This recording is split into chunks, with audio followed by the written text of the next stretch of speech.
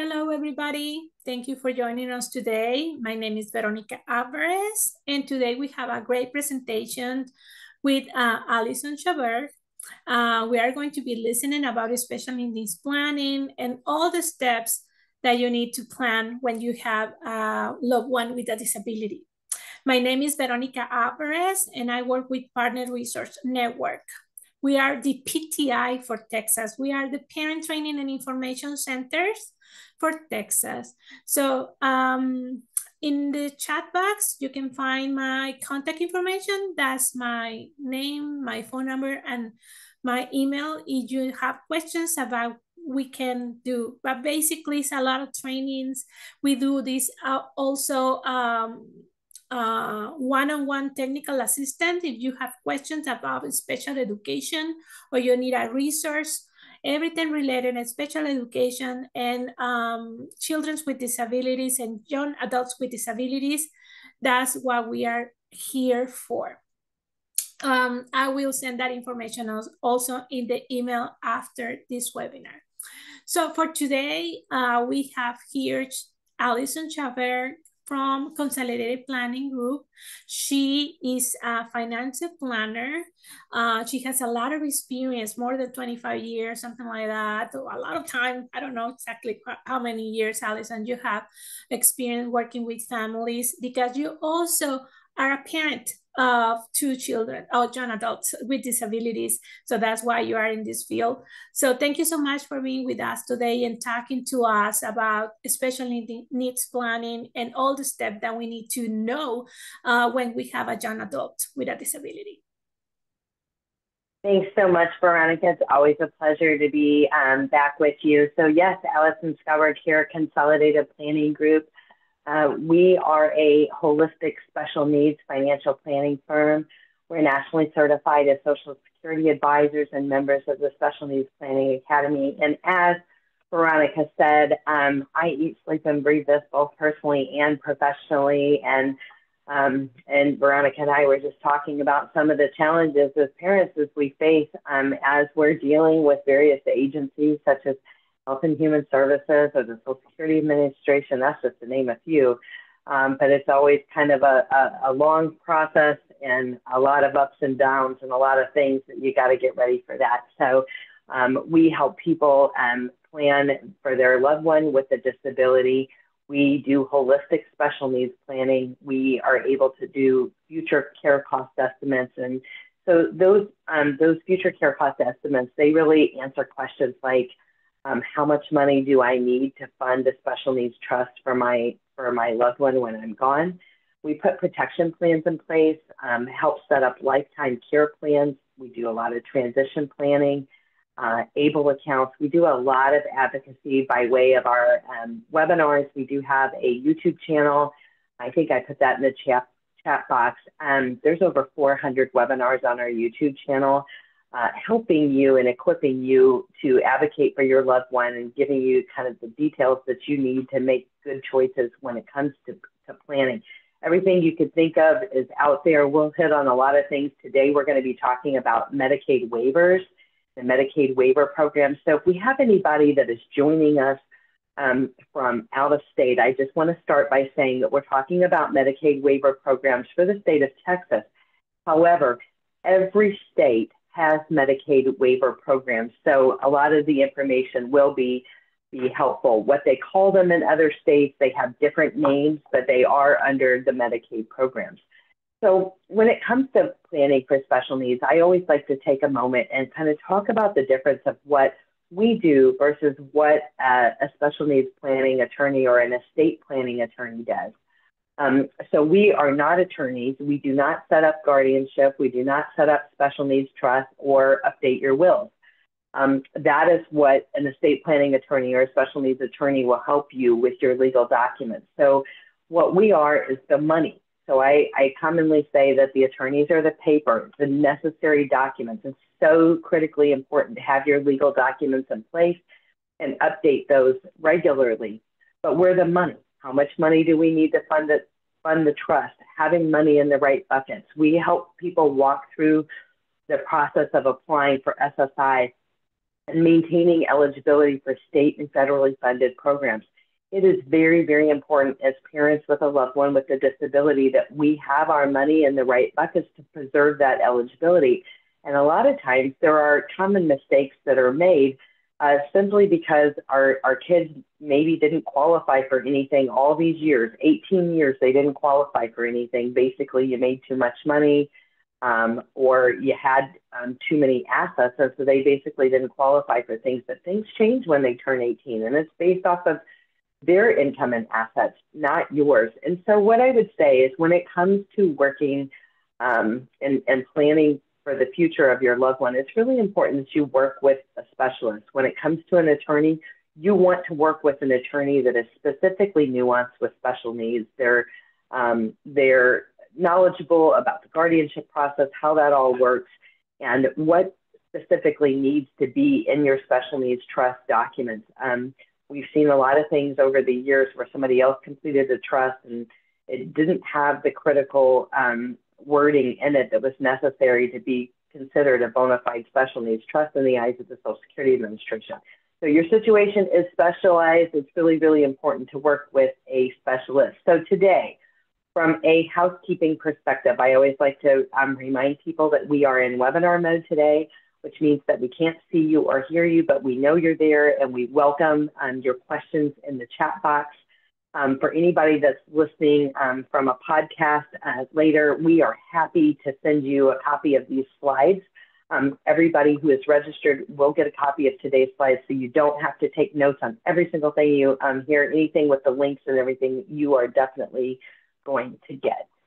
So special needs planning and Medicaid waivers, SSI eligibility, preserving these benefits is so critically important. We're going to spend a little bit more time talking about Medicaid waivers. The first thing I like to talk about is what they call the interest list or the waiting list. Not all states, I should say, have a waiting list. And what that means, if you happen to live in a state that there is no waiting list, it means that you basically don't have to wait to get services in your state for your loved one with a disability. In Texas, however, our waiting list is quite long. You guys may have heard that we have a waiting list in excess of 17 years. There's probably somebody on here that's been on the waiting list longer than that. So it is a very long process to get services. But so in our community, we throw these terms around. Is your child on the waiting list? Are they on the interest list? And a lot of times people say yes, but they really don't even understand exactly what this interest list is for and what benefits, how it may benefit the child in the future. So first things first, what I want to talk about is why do we have Medicaid waivers? What are they for? So a Medicaid waiver is designed to waive off some of the cost of care for caring for an individual with a disability. And the purpose of these waivers is to keep the individual in home and community-based services versus being institutionalized, right? So it's the overall belief that an individual with a disability, they are going to be better in their own community in home and community-based services versus being in an institution. So in Texas, we love acronyms. As if everything that we do when it comes to planning for these kids isn't confusing enough, and then you throw around all these acronyms. So I want to tell you what the names of the waivers are and what the acronyms are for them. So we have the Community Living Assistance and Support Services. This is also known as CLASS. We have Deaf, Blind with Multiple Disabilities, also known as DBMD. We have Home and Community-Based Services, HCS. We have Texas Home Living, TXHML. We have Medically Dependent Children's Program, which is also known as MDCP. We have the STAR Plus waiver, which is the 1115 demonstration waiver. The 1115 demonstration waiver, they definitely have those waivers in every state, and there's also HCBS waivers in every state as well. We have the Youth Empowerment Services waiver, which is also known as the YES waiver. And then we also have Community First Choice, which is the CFC waiver. So let's kind of dig into these a little bit more about what these waivers and each of them provide, because they're all a little bit different. And the waiting lists are different for each of these waivers as well. But in Texas, the truth is the waiting list is long. It doesn't matter which waiver, for the exception of the yes waiver, which I'll go deeper in, the waiting list is mostly pretty long. So for the class waiver, this is going to give home and community-based supports to children and adults with related conditions. There's over 200 related conditions, like cerebral palsy, spina bifida. The related condition must have occurred prior to the child turning 22 years old, okay? There is no intellectual disability requirement for the class waiver. Most of the waivers in Texas, not all, but most of them have a requirement that the person has to be disabled, but they also have to have an intellectual disability of an IQ of 70 or below. So that is not true for class. Doesn't matter what their IQ is. They could be in the genius range and still qualify for the class waiver.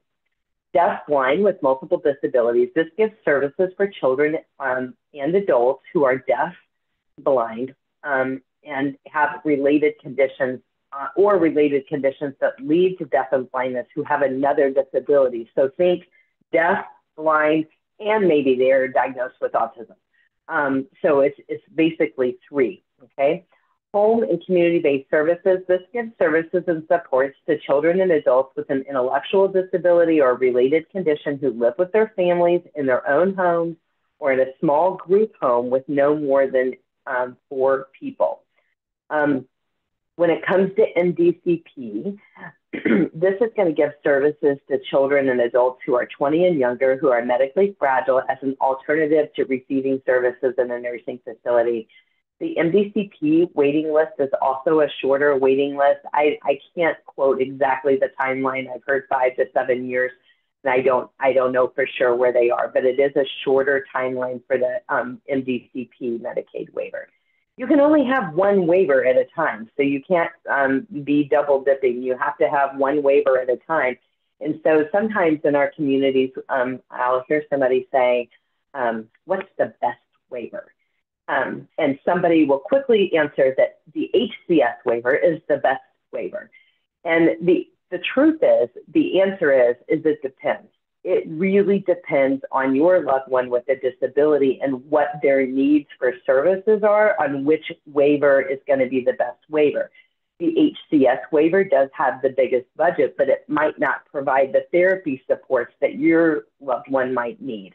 So it's very, very important. So let's say for a moment, you're getting the class waiver. Your loved one is getting the class waiver, and then you get a notification that they have come up on the HCS list, and you can switch to the HCS list. It is very important that you seek counsel and you make a decision, the correct decision on which one is better. So if you come up on the HCS list, you don't have to take the HCS. If the class waiver is better, the class waiver is going to provide a little bit more of those therapies and things like that than the HCS is.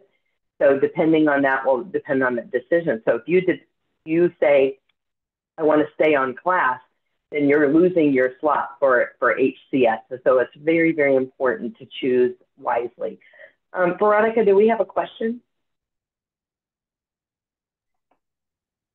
We have one question.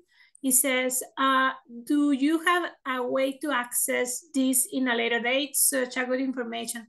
Okay, yes, we are going to send an email later on with the slideshow of today's presentation with information about our agencies, and the slideshow of Allison, they're very clickable. And also we are recording this presentation, so if you need the link, we are going to give it to you guys. Perfect. Yes, always. I'm a fan of sharing my slides, and we try to put links and important phone numbers and things like that, so that way you guys can go back and reference them and implement that in the planning that you're doing for your loved ones. So for sure. The STAR Plus Home and Community-Based Service HCBS waiver, this gives services to adults age 21 and over to keep them in their community and not in a nursing home. Services offered through an MCO, a managed care organization. It could have been Texas Children's. You might have seen it be United Healthcare, Blue Cross Blue Shield, Amera Group, or some, to name a few. And it would be different if you're attending from out of state, you know, like if you're in California, it might be Kaiser or something like that. So just so you know, those are the MCOs. The STAR Plus waiver, some of your kids that are over age 21, they may have a Medicaid card, and you might see STAR Plus on their Medicaid card, okay? The Texas Home Living, this gives services to children and adults with an intellectual disability, again, IDD, IQ 70 or below, with a related condition who live in their own home or their family home. The Youth Empowerment Services Waiver. I like this one, and I like to talk about it because I think people don't hear about it very often. This is called the YES waiver. This is a 1915C waiver. Most states have a 1950C, 15C waiver. It's a Medicaid program that gives home and community-based services to children under the age of 19 with serious mental, emotional, and behavioral difficulties. Many counties don't have a waiting list for this. Now, one thing that I want to tell you about this YES waiver is the mental health diagnosis needs to be the primary condition. It can't be Down syndrome, plus we have mental health challenges. It can't be, and I don't like these terms, but it's the term that the communities use, like low functioning autism, like maybe nonverbal autism, plus we have depression. Think of ADHD, anxiety, depression, bipolar, borderline personality disorder. Think about runaway. Think about problems at school, problems with the law, you know, the juvenile justice system. Not everybody. I'm just giving kind of a broad stroke of like who might be a good fit for this. Maybe families that have a loved one that has kind of engaged in self-harm. Maybe they've been a threat to themselves or others, all kinds of things like that. That's where the Youth Empowerment Waiver comes in. And it's like wraparound services. They have supports for the individual with a disability. They have supports for the family. And it's not an endless waiver. It usually lasts a year or two, but there are a lot of services. And this is a big deal because we've actually seen a lot of people that their loved ones have had some mental health challenges, especially since COVID. I know we're on the other end of COVID, but some of the mental health challenges that arose from COVID or got worse in COVID are still a real issue. And we've got kids that are in those teenage years that are kind of a rocky years anyway. There's where some of those supports come in. Furthermore, I think a lot of times when there's a person with mental health challenges, sometimes they need more than a 50-minute session. And a lot of the mental health counselors, psychologists, psychiatrists, things like that, a lot of them don't take insurance, and sometimes it's cost prohibitive for families because they charge $200 a session, anywhere from $150 to $200 a session. So this is where that YES waiver might come into play.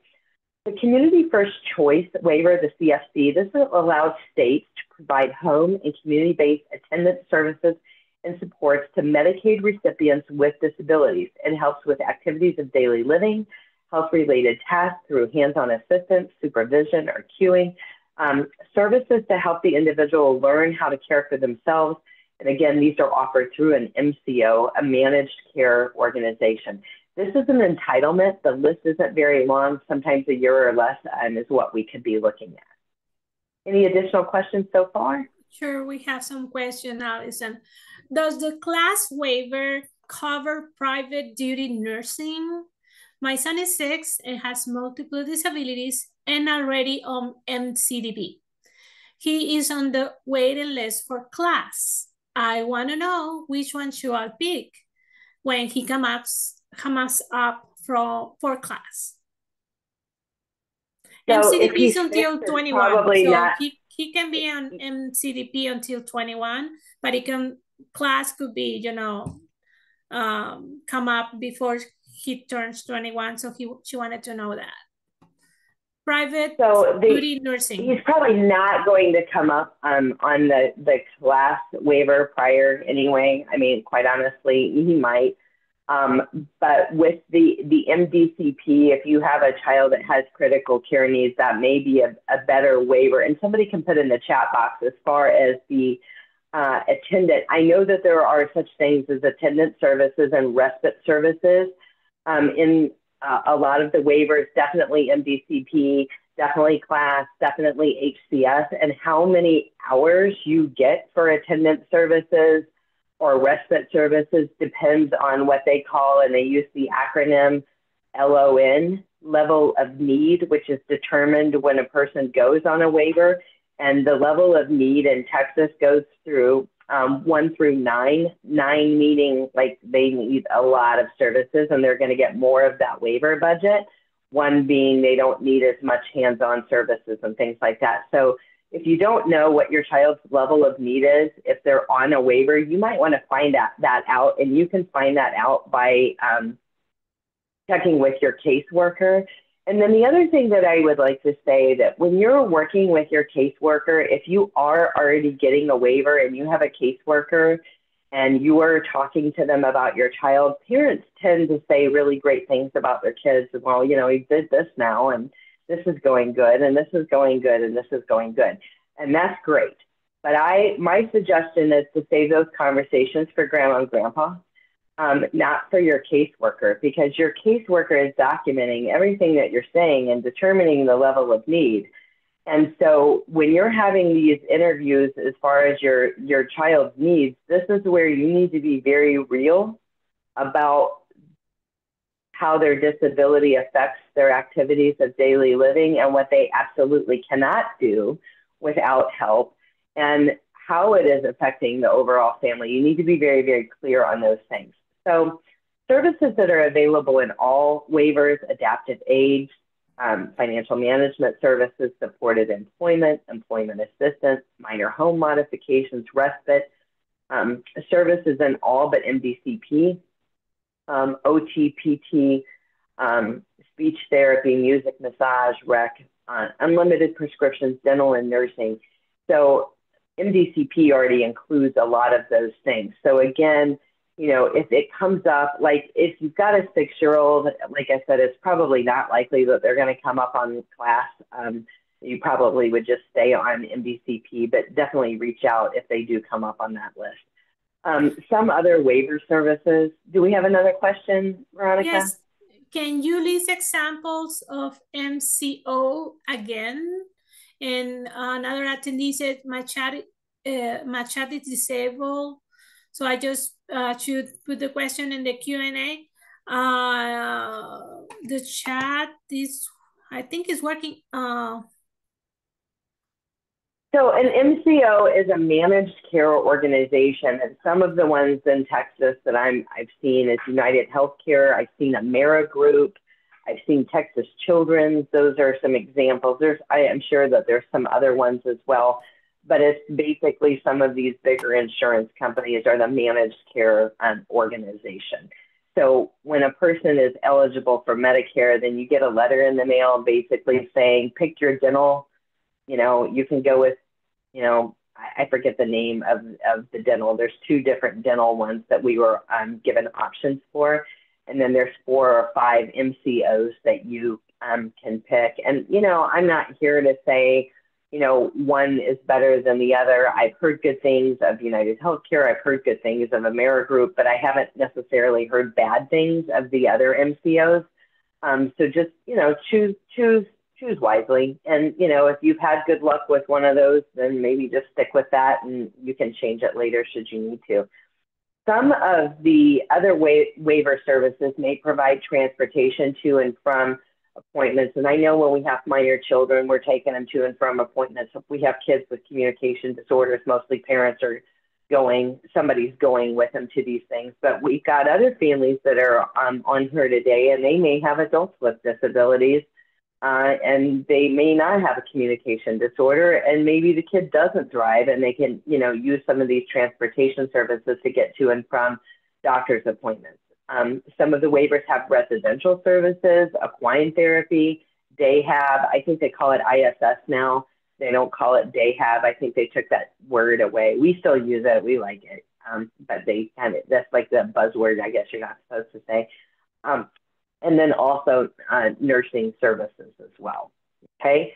So waiver eligibility. You know, one thing I didn't say. Can you check if you have in the chat the ability to open to everybody? Because I don't have it in mind. You're a co-host. Because they're saying the chat is disabled. If we cannot open the chat, please type your question in the Q&A, please. It is opening on my end, so I'm not really sure if I can fix that. But yeah, you guys a little arrow and it open. It says open to everybody. Do you have it like that? Nope, it just says show chat previews, but it doesn't allow me to open it. I think it might have to be on your end. But if you have questions, please type it in the Q&A. Okay. Yeah, for sure. So one of the things that I wanted to talk about it, and I should have said this in the beginning, is this myth with Medicaid. Well, first of all, you should know that in Texas, there are 109 Medicaid programs in the state of Texas. So if you've ever felt confused by that, that's the reason why. And you're right that a lot of Medicaid programs require eligibility for, you know, income requirements, asset requirements, and things like that. A lot of the Medicaid programs. So you might say, well, my kid doesn't qualify for Medicaid. We make too much money. I don't even know why I'm on here. They're talking about Medicaid waivers. We make too much. Well, that isn't true for Medicaid waivers, because the Medicaid waivers are based off of the kid's income and assets, not yours. So yes, it's true, SSI and Medicaid is based off of your income and assets prior to the child turning 18. But for Medicaid waivers, it's based off of their income and assets, not yours. So it's very possible that your child could qualify, your minor child could qualify for a Medicaid waiver, you know, obviously before they turn 18. So most waivers are for all ages except for the MDCP, which is under age 21. The yes waivers under age 19. Was it 20 for, okay, 20 for MDCP, under age 19 for the yes waiver, and then the STAR Plus is 21 and above.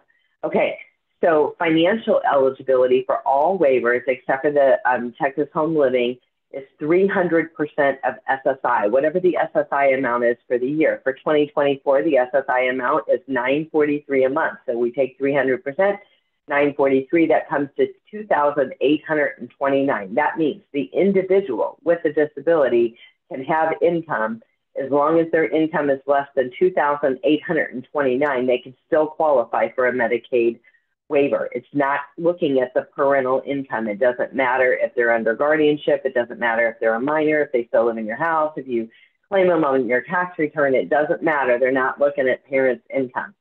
But the individuals must meet the functional eligibility criteria for that specific waiver. And the key thing is making sure that they're on the list.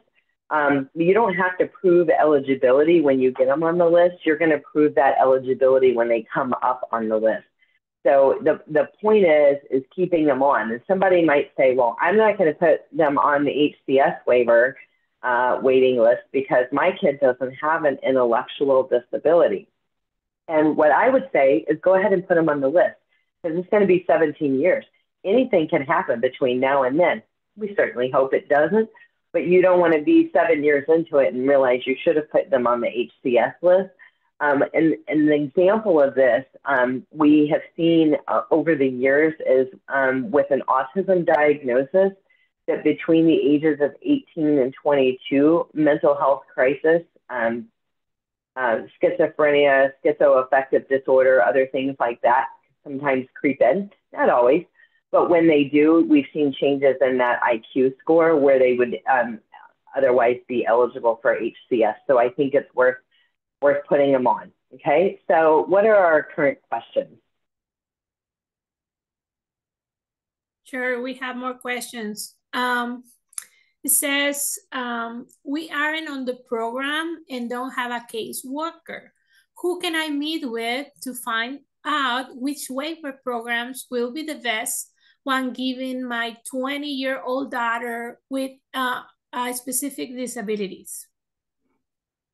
So I think it just depends on what waiver they're coming up on. And if you're on the list and you haven't come up on the list yet, you don't have a caseworker, but you will get a caseworker once they come up on the list. And so Honestly, She's the not right in the answer is list. What I'm understanding is that you need to talk, like if you live in Travis County, you can contact Integral Care, or if you are like in Williamson County, you can contact Blue Bonnet Trails and talk to a social worker and put your child on the list.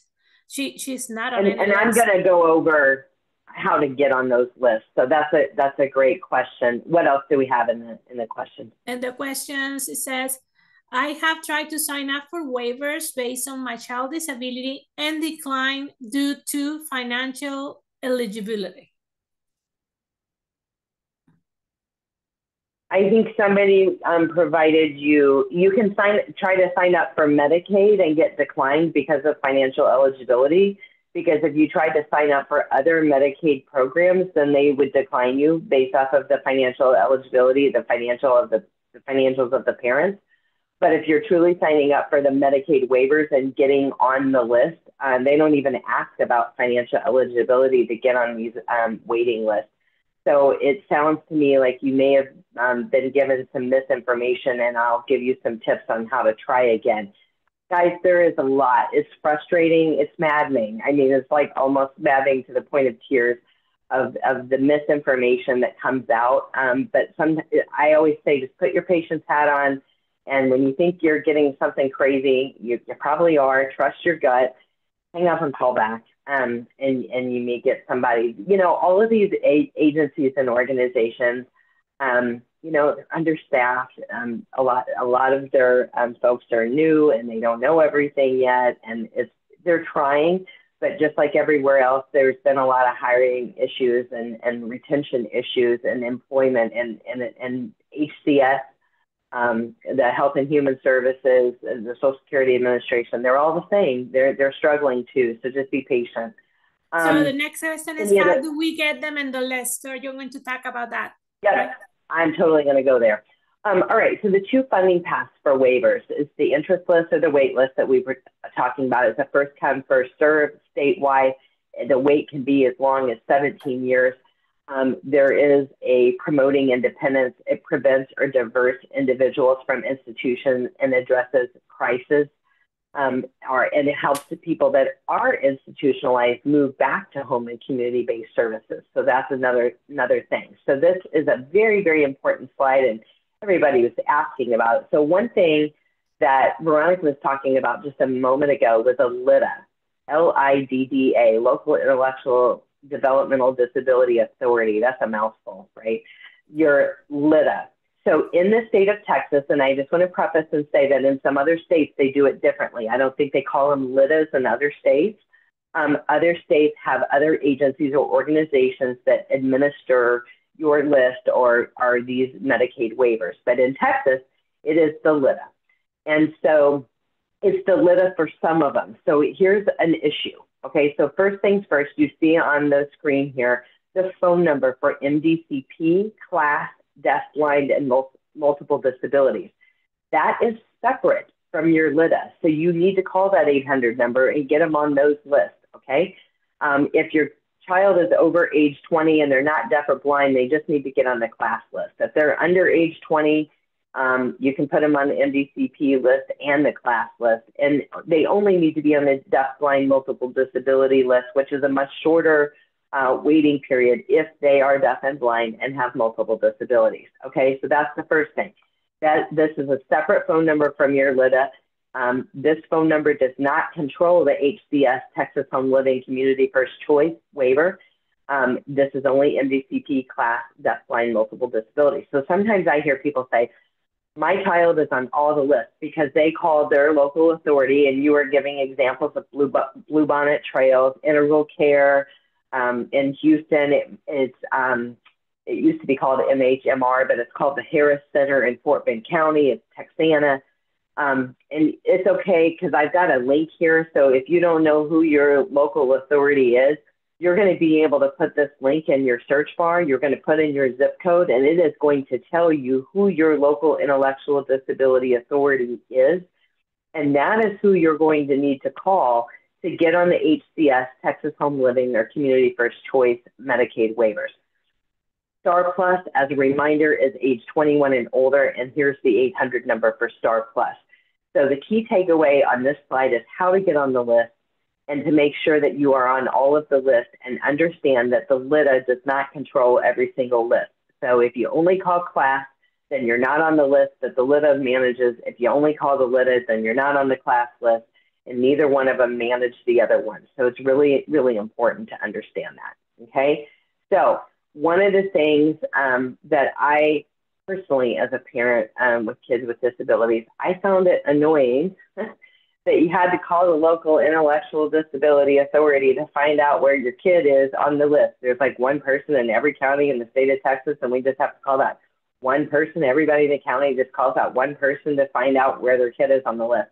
And that was true for many, many years, but it has changed. There's a new way to look online to learn where your child is on the Texas Medicaid, and this is specifically for Texas, the Medicaid Waiver Interest List. And so we've got instructions in here. You can go to the website, yourtexasbenefits.com, either create an account or log into your account if you already have one. And first you create that. Then on the right-hand side, I'm sorry, it's a little blurry, but it says Interest List Manager. You're going to click on that, and that is going to take you to the basic list that your child is on, so you'll be able to see class, any of the waiver interest lists, waiting lists that they're on, you'll be able to see. You'll be able to view the details. You'll be able to see where they are on the list, okay? So now you no longer have to call. Now, what comes up a lot is, can I just go online and create an account and put my kid on the list?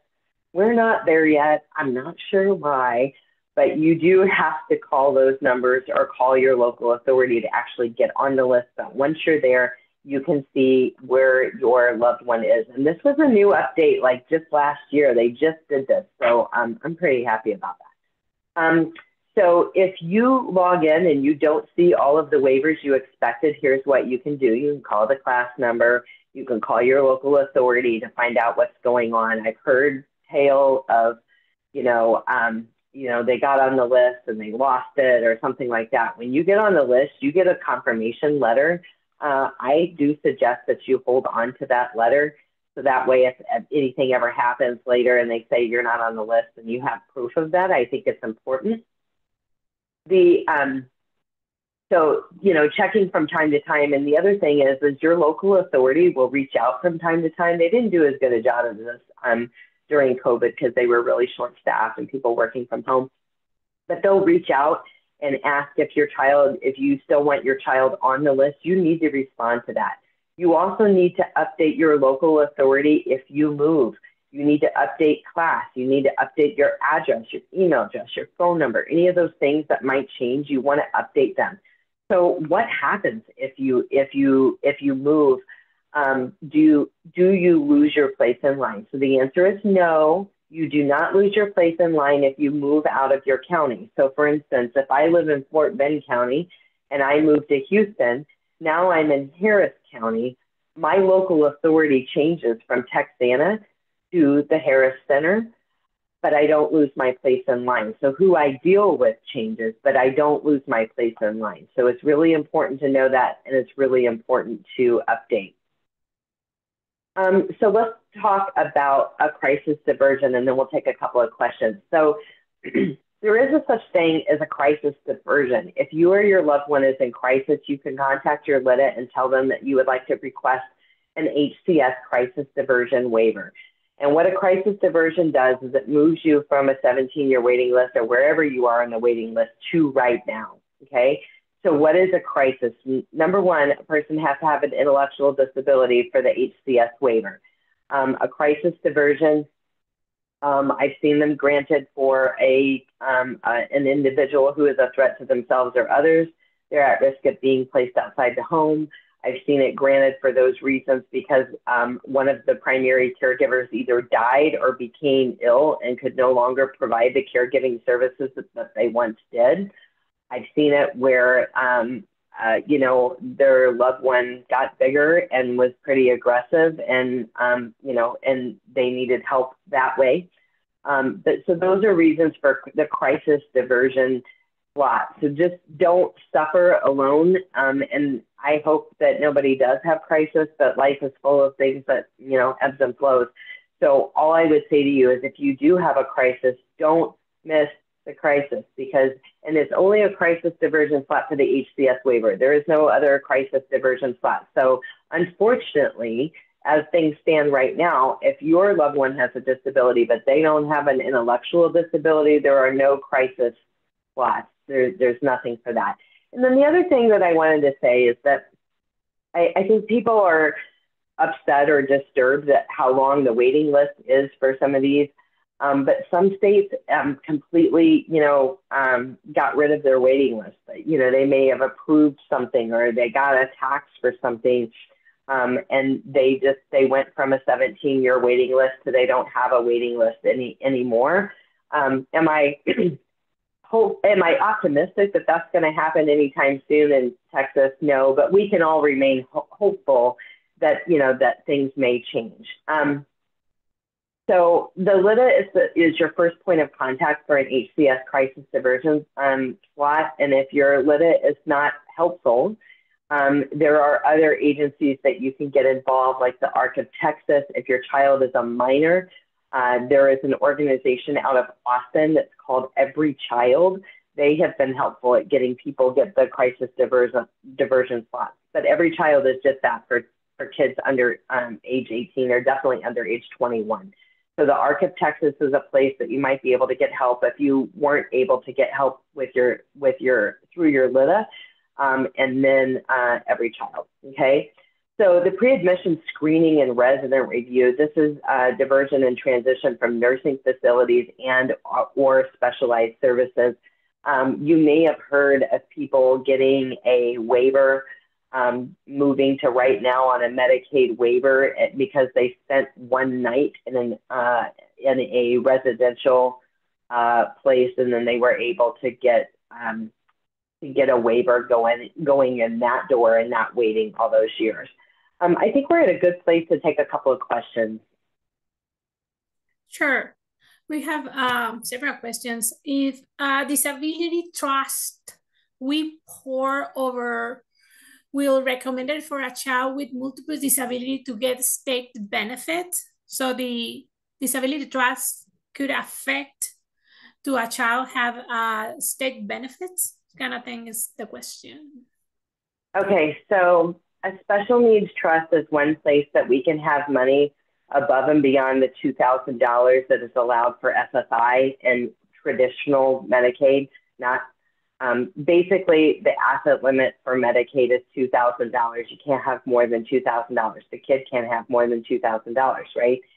So a special needs trust is a place that we can have more than $2,000. And what this person is talking about is that they have a will, and in the will, it specifies that upon my death, a special needs trust will be created for said individual. And yes, that will protect their eligibility. Now, a will with a pour over provision for the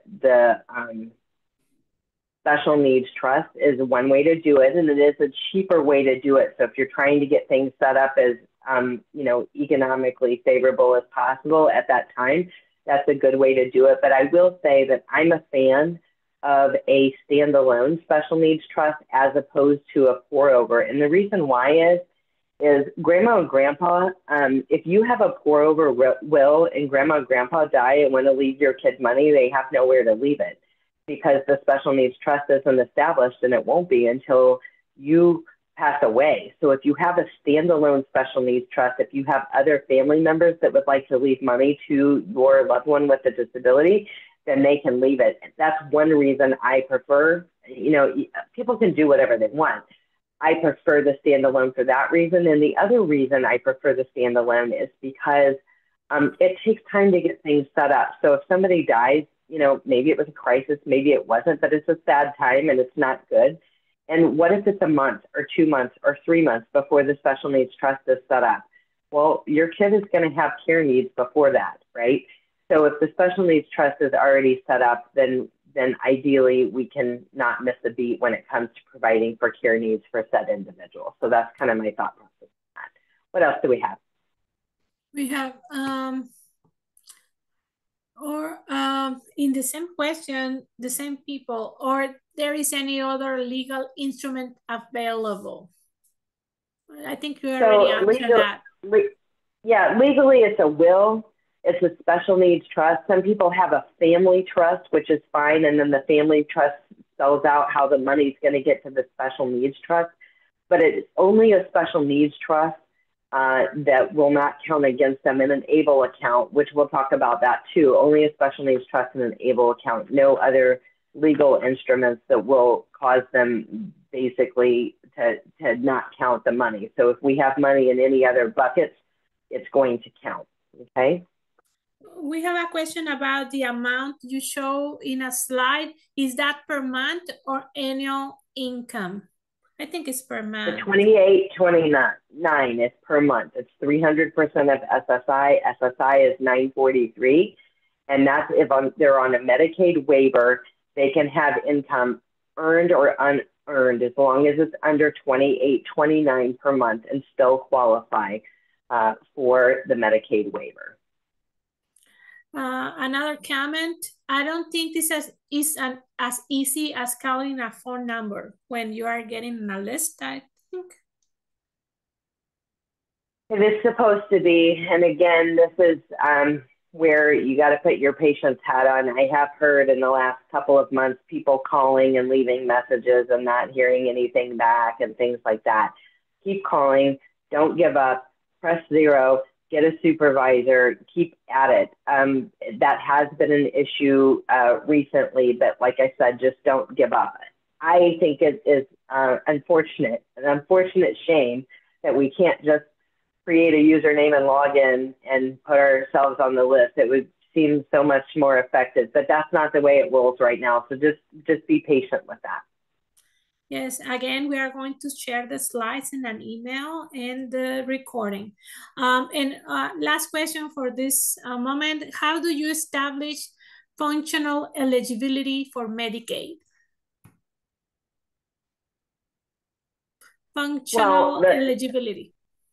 Functional eligibility, I'm not really clear on what you're asking, but Medicaid is for the blind, the disabled, the elderly. There's a lot of different, like I said, there's 109 Medicaid eligibility programs, but they'll look at those diagnoses.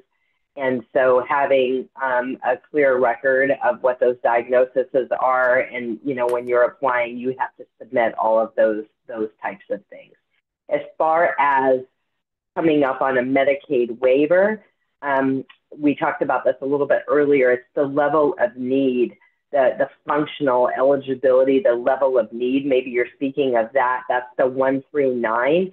And your local authority will do assessments and testing.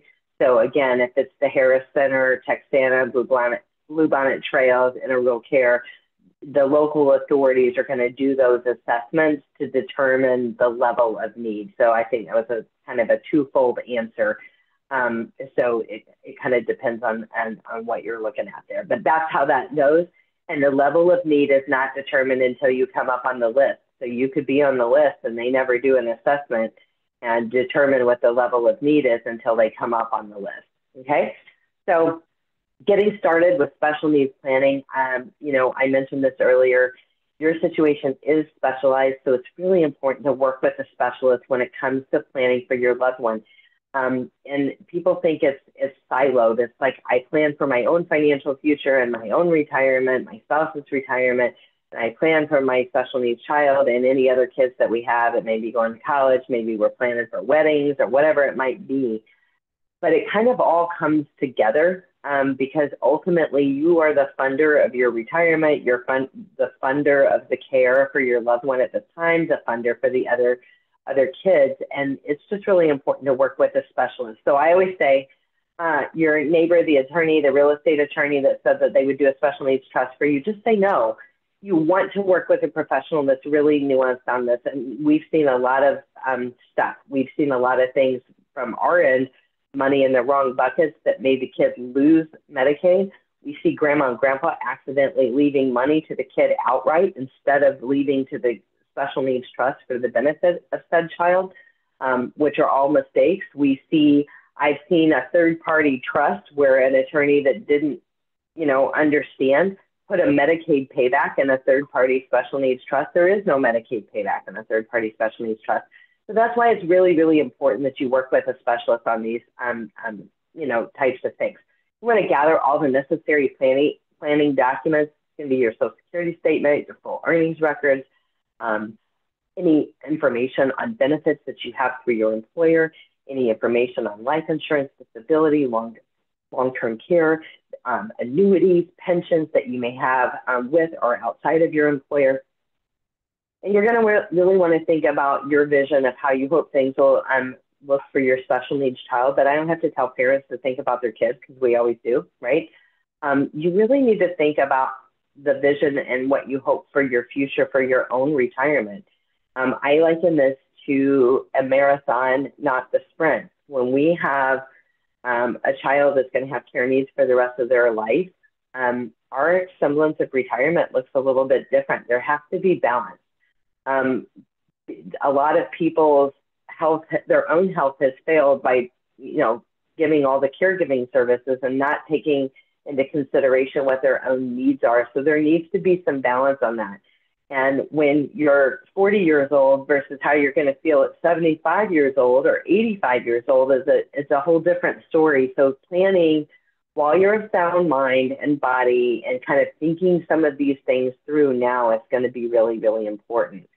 So when we think about how will our kids' care be funded, there's a variety of places. The thing is SSI and Social Security is one small piece. SSI is not designed, it kind of supplements, doesn't, completely supplant your child's needs for food and shelter. SSI is designed for food and shelter. So there's other things that we've got to do and have in place. So SSI, most of our kids are not going to qualify for SSI prior to turning age 18 because it is based off of your income and assets. I'm talking about SSI right now, not Medicaid waivers.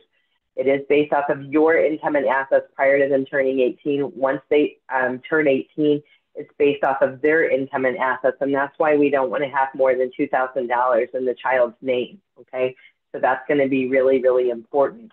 So Social Security, we pay into that program. SSI is an entitlement program. Social Security, we pay into the program. So if the kid doesn't work, they haven't necessarily paid in. So they wouldn't necessarily qualify for SSDI. However, if we have a child whose disability started prior to age 22, they have the ability to be covered under a parent's record for Social Security when the parent either turns on their own Social Security or they turn on Social Security disability. Your child with a disability that started prior to age 22 is eligible for 50% of your record. So for example, Veronica, if you have a child whose disability started prior to age 22, you retire, you turn on your Social Security, your child's already 18, they're already getting SSI and Medicaid. When you turn on your Social Security, you're going to apply for childhood disability benefits under a parent's record. And once that all gets approved, then your child's going to switch over from SSI to CDB, childhood disability benefits under a parent's record. So for example, if your benefit is $4,000 a month, your child is going to stop getting the $943 SSI and they're going to start getting $2,000 a month. And after 24 months, they're going to be eligible for Medicare. So they'll be dual eligible, Medicaid, and after 24 months, Medicare, they'll switch over from SSI to $943 a month or whatever it is, and then they'll switch over to 50% of the parent's record. You cannot draw off of both parents. It's one or the other, whoever's highest. They could start drawing off of you, and then later your husband retires, and his benefits are higher than yours, and you can have them switched over to his benefits. So that's how that works, okay? So that's why we want to establish that the child's disability started prior to age 22. If you have not, if your child is over age 22 and now you're in a panic and you're thinking, oh no, I have not established that their disability started prior to age 22, you don't have to apply prior to age 22. You just need to have proof that their disability started prior to age 22. So what I'm saying to you is it's not too late. Take a deep breath. It's okay. You just want to have proof that it started prior to age 22. So a special needs trust, again, we talked about that. And guys, we have deep dive on SSI, Social Security Disability, RSDI, Childhood Disability Benefits, deep dive webinars on special needs trust, ABLE accounts, guardianship, all on our YouTube channel. And you can subscribe to that for free and check those out depending on the step that you're on for planning. So you want to establish that special needs trust for their future care. Current life insurance and assets can provide funding for the special needs trust in the future. A lot of people use life insurance. They keep their own assets nimble for their own 25 to 35 years that they might be spending in retirement. And then they use life insurance to fund the special needs trust. So when I die, the death benefit is, the beneficiary is set up for the special needs trust of said child, okay? And then again, that's going to preserve their eligibility for these programs. An ABLE account is under the tax law 529A. It's like a 529C kind of. You can contribute $18,000 a year. It's subject to the gift tax exclusion, so it's $18,000 for 2024, and an additional $14,580 if the individual is working. It's up to that amount. So if little Johnny is working and he earns $5,000, then you can only put an additional $5,000 above the $18,000. But if little Johnny's working and he's earned $14,580, you could put $14,580 into the ABLE account. One of the things that I need you to understand on the ABLE account is the ABLE account doesn't count against them for SSI and Medicaid, but there's no such thing as hiding income. There are income reductions for SSI, so the income still counts for SSI purposes, but it's the asset that doesn't count. It won't count against them. So that's important because some people think if they have their kid's paycheck direct deposited to an ABLE account that it won't count for income purposes, and that is simply not true.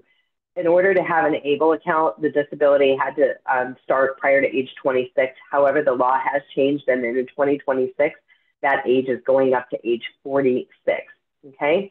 So, you know, when it comes to special needs planning, thinking about who's going to care for your child when you're gone or you no longer can, you know, we suggest developing a future care plan now to answer these questions. Do you have another family member? We're not fans of siblings, but another family member. Is there a sibling, you know, a close family friend that could be a future caregiver or a future guardian if guardianship is in place? Consider post-high school educational options and vocational options. We have tons of webinars on this on our YouTube channel. There are a lot of options for kids with disabilities, including intellectual disabilities, for higher education. So do check those programs out. The vocational rehab, they have services for individuals with a disability to help close the gap on the impediments to employment. So you're going to want to learn about that. Consider touring transition programs, partial care, full care, residential waiting lists can be quite long. So put yourself on the list, plan early, give yourself the right to say no, as opposed to needing to say yes and you can't, okay? So again, with the siblings, we definitely recommend making careful considerations before naming a sibling a future caregiver. We don't mind a sibling being the trustee, the successor trustee of the trust, where they can help guide care for their loved one. We don't want them to have an obligatory relationship. We want them to have a loving, friendly relationship where the care is well thought out. Oftentimes, unless siblings are much, much older, oftentimes the sibling arrangement is because of failing to plan. It was not the plan. It was a failure to plan. And it affects their life. Just think about how you were when you were in college or 18 or 20, 21, 25. Did you want to get married? Did you want to have a house? Did you want to have kids, a family, a big career? Your kids want that too. Your other neurotypical kids want that too. And so oftentimes there's a lot of issues when we've saddled them up with responsibilities that they're quite frankly not ready for. So these are things to just keep on your radar. We've talked about a lot of them, you know, how to develop a comprehensive special needs care plan. That's where we come in and we help. We also do the future care cost estimates. We've spent a lot of time talking about the waivers today, SSI, SSDI, understanding the differences and knowing when to apply. That's another organization that loves acronyms that are confusing. Talked about ABLE accounts, beneficiary designation. If you're taking notes, write this down. Make sure that you have not named your loved one with a disability directly as a beneficiary on anything you have. It is super, super important. The way to leave money for the benefit of your loved one is to the special needs trust for the benefit of said child. When we leave money directly to these kids, it makes them lose their waiver, it makes them lose Medicaid, it makes them lose SSI. So it's really important that we do these things. Look at your old 401ks, 403bs, pensions, any military pensions. There was a law that changed in 2015 that allows a military pension to be directed to a first-party special needs trust. So that's an important thing to consider. Anybody that is getting child support or will be paying child support post age 18 for your loved one with a disability, this needs to be redirected to a first-party special needs trust, or it's going to count as income to the kid once they turn 18 and they're not going to qualify for SSI. So this is a really, really important thing that gets missed a lot, okay? So in our slides, you guys are going to have a link to our upcoming webinars that you can register for. All of our registered participants get a copy of the slides and a link to the recording, and all of them live on our YouTube channel. A couple of weeks ago, we did have a webinar with Temple Grandin, and it was really awesome and really encouraging. So we've had a couple of them with Temple Grandin out there, so do check those out. We work on a collaborative team here. We are nationally certified as Social Security advisors, members of the Special Needs Planning Academy. Our whole firm is nuanced and planning for special needs. So I always just like to have some pictures with the names. And on our last slide, this QR code, you can hover your camera over that, and that'll take you to a calendar. If you'd like to schedule a free personalized consultation, we'll be happy to chat with you about the planning that you've done so far, answer questions that you may have, and provide direction. People come to us, they want step-by-step instructions on how and when to apply for SSI. We can help with all of those things. All right, so that brings me to the end, and let's talk about any additional questions we have. Yes, we have some questions, guys. I'm going also, you're going to see, I'm going to launch a poll in the same time that we are answering questions. It's about the webinar. Please help us with that for a grant. So question, when my daughter became eligible for Texas home living waiver, she was not eligible just because we had never been on Medicaid and received survivor benefits rather than SSI. She was not about the income limit.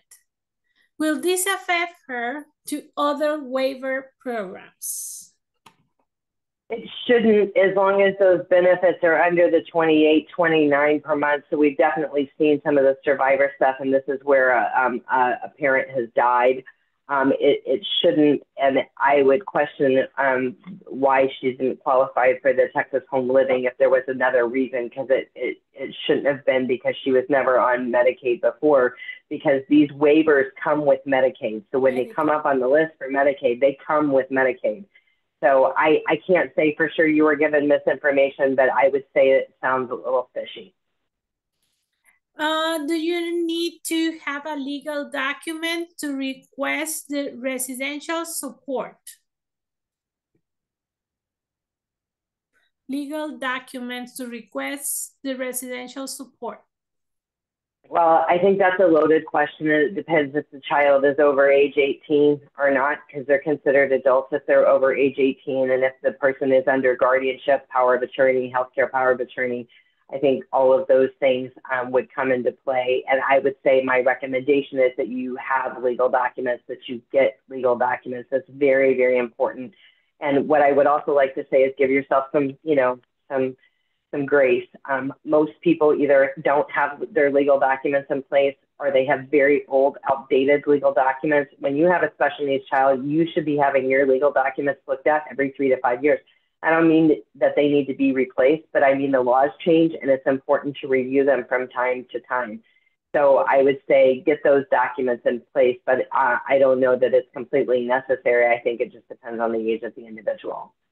It cannot just be a trust. It has to be a special needs trust. You yourself can have a regular trust, but if you have a regular trust for your kid with a disability that's not a special needs trust, that's wrong. So you will need need help with that. Okay, I'm just trying to look for the sake of time. A discretionary trust. Sometimes we hear, is a special needs trust same as a discretionary trust? I've not seen it called that. I mean, I think it's possible. Sometimes we see it called a supplemental needs trust. It could be called a special needs trust. It could be called a supplemental needs trust, but it needs to be set up. So it depends on the wording. I have not seen that regularly, but it doesn't mean that it's not set up as one. Can a special needs trust be affected by a Medicaid Estate Recovery Act? The local MHMR presents this form when offering a waiver. So a first-party special needs trust does have a Medicaid payback. A first-party special needs trust, that means it's their money. Somebody accidentally left them money and it had to go into a first-party special needs trust. Maybe there's a lawsuit or a settlement. That's a first-party special needs trust. There is a Medicaid payback.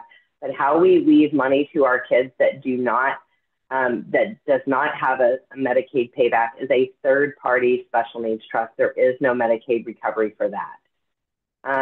Okay, transferring child support to an ABLE account, you can't do it.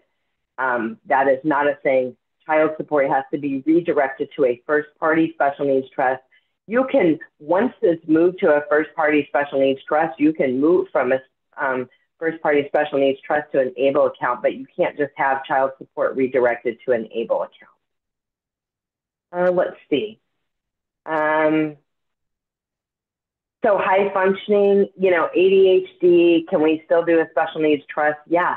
A lot of our kids that may be high functioning or ADHD, maybe they can't handle money. Maybe they are at risk of being taken advantage of. Those are all reasons you might have a special needs trust. Let's see here.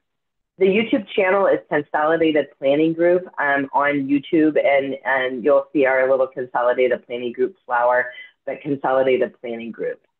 If you have a government pension offset, does that affect benefits for your adult disabled child in collecting Social Security benefits? Yes.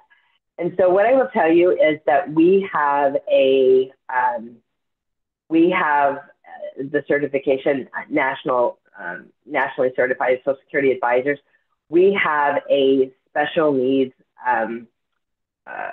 the only software out there for the Social Security analysis that takes into consideration the disabled adult child under a parent's record.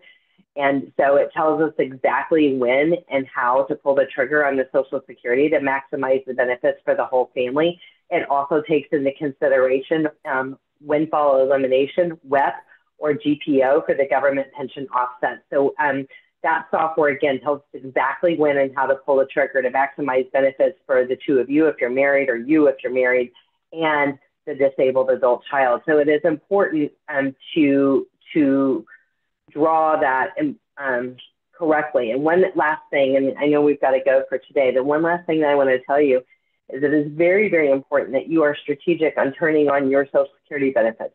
For the example of the person in the chat box that said that their child was already receiving survivor benefits, they can't help that. They had a spouse that passed away. But in the example of turning on your own Social Security, you can help it. It is important for your child to qualify for SSI and Medicaid first. So if your child is close to turning 18 and you're close to turning whatever age you want to turn your Social Security on, you need to wait for your child to turn 18, apply for SSI and Medicaid, let them get approved first prior to turning yours on, and that will preserve their Medicaid eligibility under either 1619B or the Pickle Amendment, that when they move over to Social Security disability under a parent's record, their income might be too high to keep Medicaid. But if they got Medicaid first, SSI and Medicaid first under the 1619B or the Pickle Amendment, they'll be able to keep Medicaid. And the very critical thing that you got to understand is all of these waivers that I talked about are Medicaid waivers. That's why we want to preserve the eligibility for Medicaid. But when and how you pull the trigger on these things really, really matters. And if you call the Social Security Administration and say, I want to turn on my benefits, they're not going to say, do you know you're screwing your kid up and he's going to lose Medicaid and he's never getting it back? I mean, they don't say these things. So that's why it's really important to consult and to look at this and to be very, very strategic in what you're doing, because Medicaid, like the HCS waiver, for instance, the top budget for that is like $340,000 a year for the highest level of need. It's a big deal. That's a lot of money. So you want to make sure that you're maintaining that Medicaid eligibility. And a lot of people say, I don't care about Medicaid. I have primary health insurance, and that's great. Who cares about Medicaid? But that is why you care about Medicaid. It's not because, you know, you don't have group health insurance. I'm a fan of keeping group health insurance on your kids. Your kids can stay on their group health insurance past age 26 if they have a disability prior to that time. The group health insurance is always going to be the primary payer. The Medicaid is going to be the last payer. And in the example of Medicare, it depends on how big the employer is. If Medicare is the first payer, then the group health insurance, and then Medicaid. So all of those things matter. Certainly been my pleasure. We're definitely out of time for today. I appreciate being here with you again, Veronica. We will definitely catch up soon. Everybody's going to get a copy of today's slides and a link to the recording. So thanks, guys. Thank you, Alice. And we will send the slides and see you in the next one, everybody. Bye-bye. Bye now.